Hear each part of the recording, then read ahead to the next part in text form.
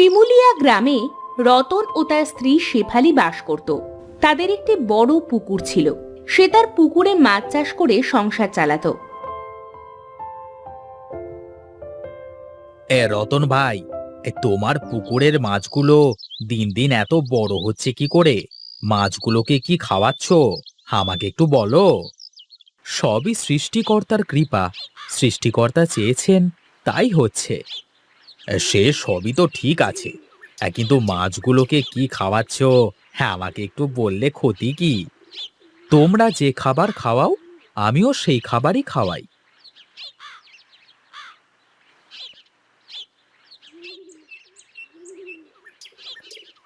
কি গো, কি হয়েছে? এত তাড়াতাড়ি চলে এলে যে? না গিন্নি, তেমন কিছু না। বর্ষার মাস চলছে, এদিকে জেলেও পাচ্ছি না। কবে যে পুকুরটা ভেসে যায় সেই চিন্তায় আছি। আবার সারা গ্রামের মানুষের মুখে মুখে একটাই কথা, আমার পুকুরে নাকি মন খানেক ওজনের রুই মাছ আছে। হ্যাঁ গো হ্যাঁ, আমিও যেখানেই যাই সেখানেই শুধু এই একই গল্প শুনি। আচ্ছা গিন্নি, আমি একটু গঞ্জের দিকে যাই, দেখি কোনো জেলে পাই কিনা।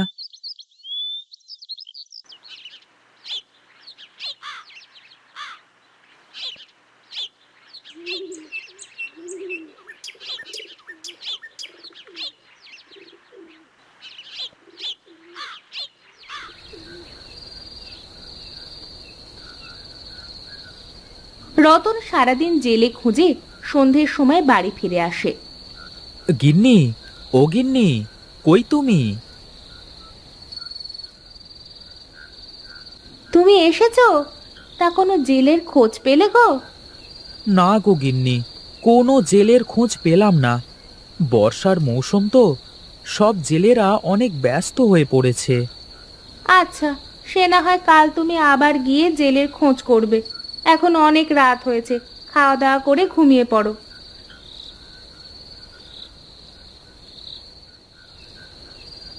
এরপর রতন আর শেফালি খাওয়া দাওয়া করে ঘুমাতে চলে যায়। রাতে শুরু হয় প্রবল বৃষ্টি। বৃষ্টিতে মাঠ ঘাট সব তলিয়ে যায়, আর রতনের পুকুর থেকে সেই বিশাল বড় মাছটি বেরিয়ে গ্রামের মাঠে ঢুকে পড়ে।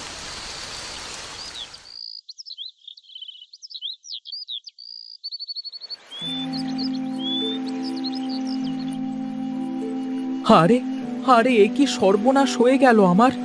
আমার এতদিন ধরে পোষা মাছটি মনে হয় আর পুকুরে নেই। গিন্নি, আমার জালটা নিয়ে আসো। জেলের আশায় থেকে সর্বনাশ হয়ে গেল। নিজেই দেখি পুকুরে কোনো মাছ পাই কিনা।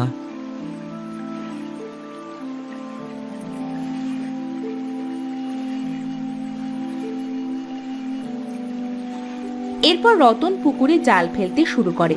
অনেকক্ষণ ধরে জাল ফেলার পরেও পুকুরে একটা মাছও পায় না। এভাবে বেশ কিছুদিন কেটে যায়। বর্ষার মরশুমে প্রতিদিন বৃষ্টি হয়। একদিন বিকেল বেলা গোপালপুরের হীরক নামে একটি চাষি বাড়ি থেকে বের হয় তার ডুবে যাওয়া ধান ক্ষেত দেখতে যাওয়ার জন্য। আরে, এ কি! ধান গাছগুলো এমন নড়ছে কেন? কাছে গিয়ে দেখি তো। হীরক কাছে গিয়ে দেখে মস্ত বড় একটা রুই মাছ তার ধান গাছগুলোর মধ্যে লাফালাফি করে ধান গাছগুলো নষ্ট করছে।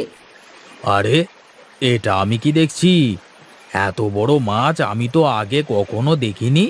হ্যাঁ, যাই যাই, বাড়ি গিয়ে জালটা নিয়ে আসি।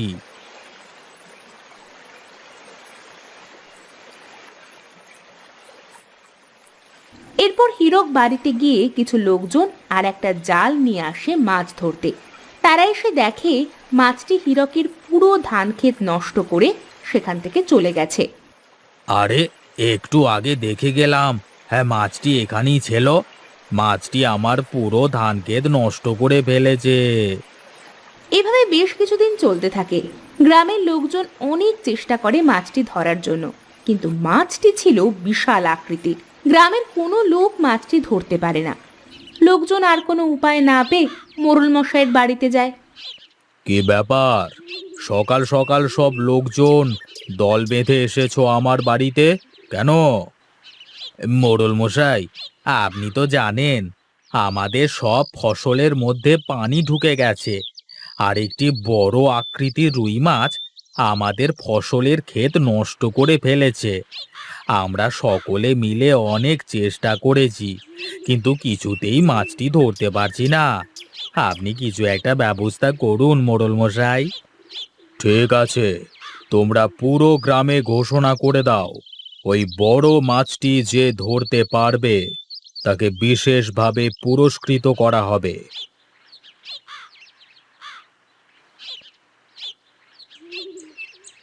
শোনো, শোনো, শোনো, গ্রামবাসীরা, তোমাদের জন্য সুখবর। মোড়ল মশাই ঘোষণা করেছেন, মাঠের বড় রুই মাছটা যে ধরতে পারবে তাকে বিশেষভাবে পুরস্কৃত করা হবে। চল পরেশ, আমরা দুজনে মিলে গিয়ে মাছটাকে ধরি। তুই কি পাগল হয়ে গেছিস? আরে এত বড় মাছ আমরা দুজন মিলে কিভাবে ধরবো? আরে গাধা, আমরা যদি সবাই মিলে মাছটা ধরতে যাই তবে পুরস্কারটি সবাইকে ভাগ করে দেবে। আর যদি তুই আর আমি মিলে মাছটা ধরতে পারি তাহলে পুরস্কারটা দুজনে মিলে ভাগ করে নিতে পারবো। গাধা কোথাকার! হে, ঠিক আছে, তবে তাই চল। কিন্তু মাছটি কিভাবে ধরবি? আমার কাছে একটা বুদ্ধি আছে। আমরা দুজনে মিলে একটা বড় বাঁশের খাঁচা বানাবো, বুঝলি? এই খাঁচার মধ্যে কিছু মাছের খাবার রাখবো, আর মাছটি খাঁচার মধ্যে ঢুকলেই খাঁচা বন্ধ হয়ে যাবে। কেমন? হে, বেশ বেশ, তবে তাই চল।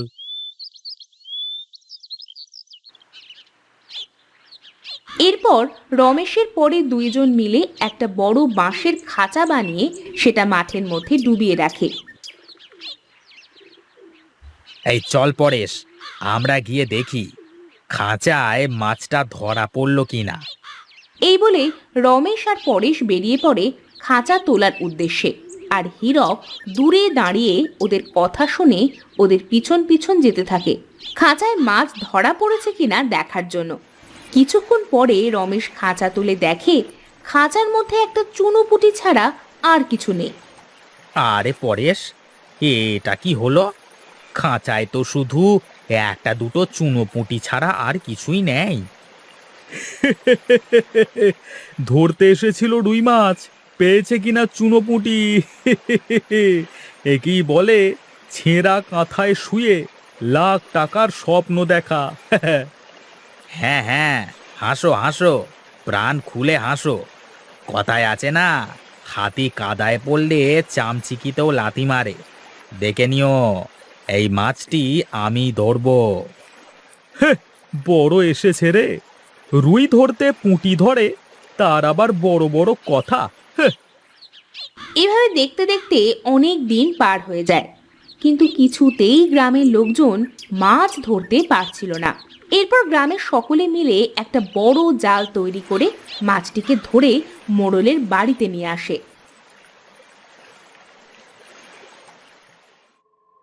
তাহলে অবশেষে মাছটি ধরা পড়েছে। তা মাছটি কে ধরেছে শুনি? আমরা সবাই মিলে ধরেছি মোড়ল মশাই। মোড়ল মশাই, মোড়ল মশাই, আমার কিছু কথা আছে। কে তুমি? তোমাকে তো এই গ্রামে আগে কখনো দেখিনি। আগে মোড়ল মশাই, আমার নাম রতন। আমি শিমুলিয়া গ্রামে থাকি। এই যে বড় মাছটি দেখছেন, এই মাছটি আমার পুকুরের চাষ করা মাছ। কিছুদিন আগে মাছটি গ্রামের মাঠে ঢুকে পড়ে। এত বড় মাছ দেখে যে কেউ বলতে পারে যে মাছটা তার। আমি কিভাবে বিশ্বাস করব? বিশ্বাস করুন মোড়ল মশাই, মাছটি আমার। গোটা শিমুলিয়া গ্রামবাসী জানে এত বড় মাছ শুধু আমার পুকুরেই ছিল। তোমার এই মাছটি গ্রামবাসীদের অনেক ক্ষতি করেছে, আর গ্রামবাসীদের এই মাছটিকে ধরতে অনেক পরিশ্রম করতে হয়েছে।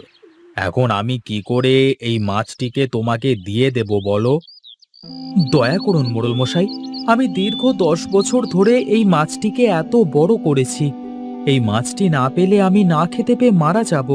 আমার সব জমানো পুঁজি আমি এই মাছটির পেছনে খরচ করে ফেলেছি। কিন্তু গ্রামের মানুষের ক্ষতিপূরণ কে দেবে? আর আমি ওদের কথা দিয়েছিলাম, মাছটি ধরতে পারলে ওদের পুরস্কৃত করব। আপনি এই গ্রামের প্রধান, আপনি যা সিদ্ধান্ত নেবেন আমি সেটাই মেনে নেব। আচ্ছা বেশ, আমি সিদ্ধান্ত নিয়েছিলাম যে এই মাছটিকে ধরতে পারবে আমি তাকে 1,000 টাকা পুরস্কৃত করব। এখন যখন গ্রামের সকলে মিলে মাছটিকে ধরেছে, সুতরাং সকলকে পুরস্কৃত করা সম্ভব নয়। আমার ঘোষণা করা পুরস্কারটি মাছের আসল মালিক পাবে, আর এই মাছটি গ্রামের লোকেরা ভাগ করে নেবে।